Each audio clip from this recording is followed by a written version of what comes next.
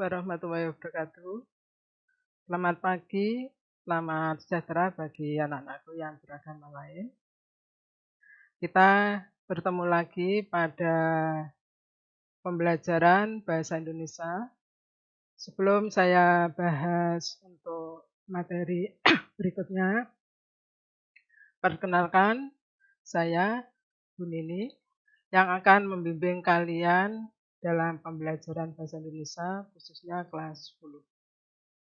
Dalam materi ini sebagai kelanjutan yaitu yang diberikan oleh Pak Darto dan Bu Friska, ini adalah mengenai mengonstruksi teks laporan hasil observasi. Dalam judul di sini yaitu mengonstruksi, kalian pasti mempunyai angan-angan bahwa mengonstruksi ini adalah dimaksudkan untuk menulis sebuah laporan.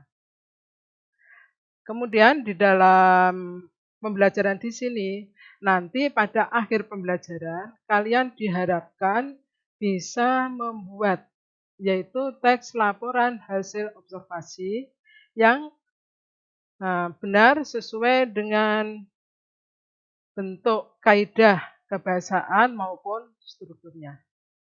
Baiklah anak-anakku, kita mulai dengan pembelajaran mengonstruksi teks laporan hasil observasi.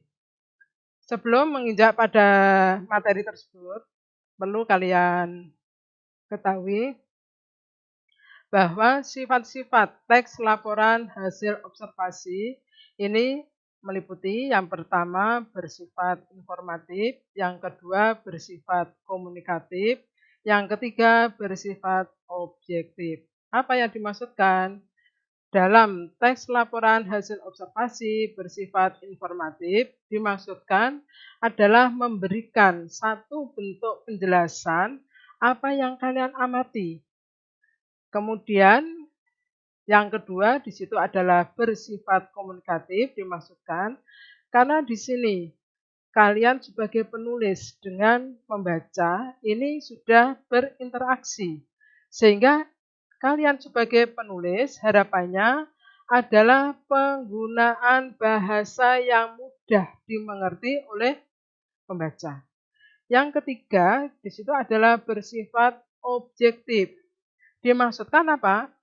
Di dalam hasil observasi kalian ini harus apa adanya, harus objektif. Kita di dalam menuliskannya tidak boleh mengada-ada. Ini yang perlu kalian pahami terlebih dahulu di dalam teks laporan hasil observasi. Kemudian di dalam penulisan di sini, sebelum kita menulis, langkah pertama adalah kalian harus menentukan tema. Apa yang akan kalian observasi? Apa yang akan kalian adakan satu bentuk pengamatan? Karena apa? Tema ini nanti adalah sangat menentukan, yaitu penulisan judul. Fungsi dari judul di sini adalah yaitu diupayakan penulisannya bisa menarik minat dari para pembaca. Mungkin di pelajaran SMP kalian masih ingat bagaimana cara menuliskan judul yang benar. Di sini adalah cara menuliskan judul yang benar, selalu ditulis di tengah atas. Kemudian awal kata yang hanya ditulis dengan huruf kapital atau huruf besar. Nanti preposisi, kemudian konjungsi, ini adalah ditulis dengan huruf kecil. Kebanyakan kalian di dalam menuliskan judul, ini masih banyak yang salah. Banyak yang menuliskan semua ditulis dengan huruf besar. Ini yang perlu kalian perhatikan di dalam penulisan judul. Kemudian di dalam penulisan di sini, ingat tadi kalian harus menentukan tema, karena tema ini nanti kaitannya dengan judul. Tadi sudah saya jelaskan bagaimana menulis judul yang benar.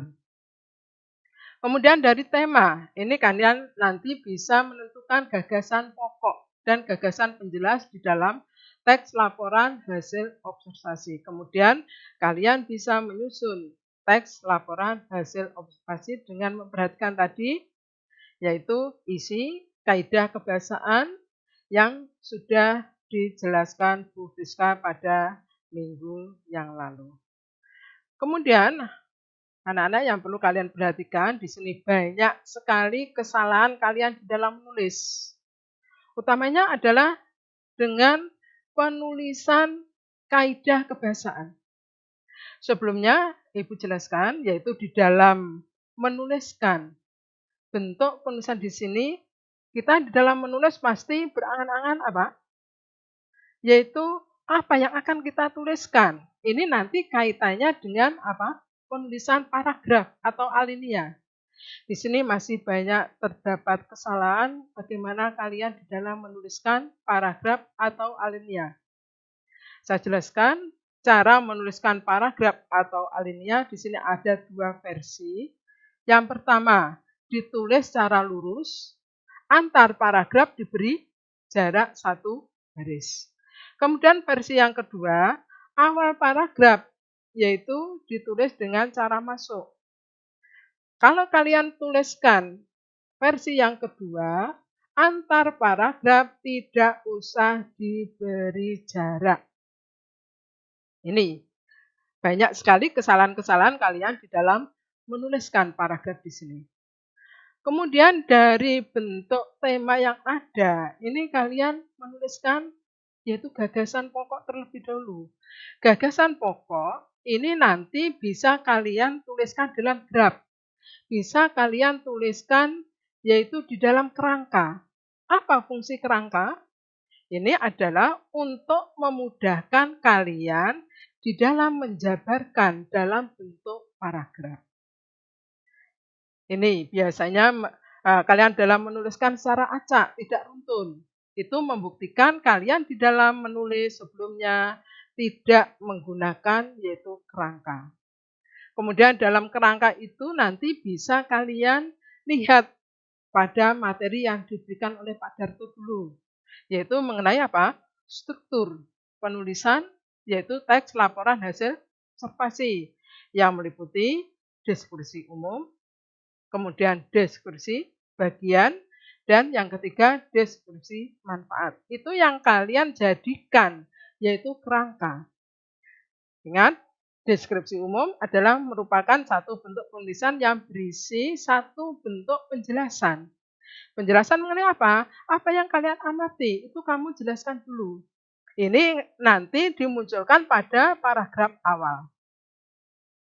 Kemudian deskripsi bagian. Ini bagian-bagian apa yang kalian jelaskan. Ini adalah nanti dimunculkan di dalam kerangka yang kaitannya nanti dengan bentuk apa? Paragraf. Demikian seterusnya. Kemudian karena nanti kita bisa melihat kebanyakan kesalahan adalah penggunaan yaitu dalam bentuk penulisan ejaan dalam segi kebahasaan. Ingat, di dalam bentuk ejaan itu bermacam-macam bentuknya. Saya ambil contoh yang kecil saja, tanda baca itu nanti kalau kalian salah menempatkan, itu nanti akan mempengaruhi makna dari kalimat itu sendiri. Kemudian huruf besar kecilnya, itu banyak terjadi bentuk kesalahan yang kalian tulis. Sambil contoh, tugas yang kemarin saya suruh membuat kalimat. Awal kalimat masih banyak yang kalian tuliskan dengan huruf kecil. Itu yang perlu kalian perhatikan. Kemudian di dalam bentuk pemenggalan kata, yaitu yang kaitannya dengan afiksasi. Itu banyak sekali yang kalian dalam menuliskan, yaitu terdapat banyak kesalahan. Contohnya apa? Kata dasar kamu penggal. Nah, seharusnya apa? Yang bisa dipisah atau dipenggal itu hanya afiksasi. Baik itu perfect maupun atau awalan maupun akhiran. Itu yang perlu kalian perhatikan, yaitu di dalam bentuk menulis, yaitu teks laporan hasil observasi. Kemudian di sini saya simpulkan, yaitu apa yang akan saya jelaskan, yang sudah saya jelaskan tadi, mengenai langkah menyusun teks laporan hasil observasi. Yang pertama tadi adalah menentukan topik. yaitu kaitannya dengan tema tadi. Karena apa? Di dalam menentukan topik atau tema itu adalah yaitu menentukan judul yang akan kalian tulis. Dengan judul, kalian bisa menuliskan semenarik mungkin dengan harapan apa? Pembaca merasa ingin tahu apa yang kalian tulis. Yang kedua adalah merencanakan cara menyelesaikan masalah. Misalkan di dalam bentuk yaitu yang kalian tulis utamanya di sini adalah deskripsi bagian. Mungkin ada permasalahan-permasalahan. Nah, nanti contohnya kita di dalam menuliskannya harus runtun. Yang ketiga, melakukan pengamatan sesuai dengan masalah yang ditentukan. Ingat, di dalam observasi tadi sudah saya jelaskan, yaitu kita di dalam mengadakan observasi berarti mengadakan satu bentuk pengamatan. Dalam arti apa? Tadi, di dalam menulis kita tidak boleh yaitu seenaknya tanpa ada bukti yang otentik. Yang keempat, di sini adalah meneliti ulang hasil pengamatan. Mungkin hasil pengamatan kalian ada yang terlewatkan.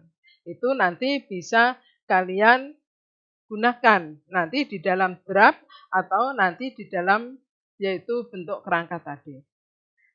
Kemudian berikutnya membuat kerangka. Nah, tadi saya sebutkan di dalam fungsi kerangka di sini adalah memudahkan kalian menjabarkan satu bentuk kalimat yaitu dalam bentuk paragraf. Sehingga apa? Di dalam bentuk paragraf tadi ini nanti tidak kalian ulang-ulang, apalagi menyimpang dari struktur penulisan yaitu ada 3 bagian. Jangan sampai nanti deskripsi umum kalian letakkan yaitu di tengah.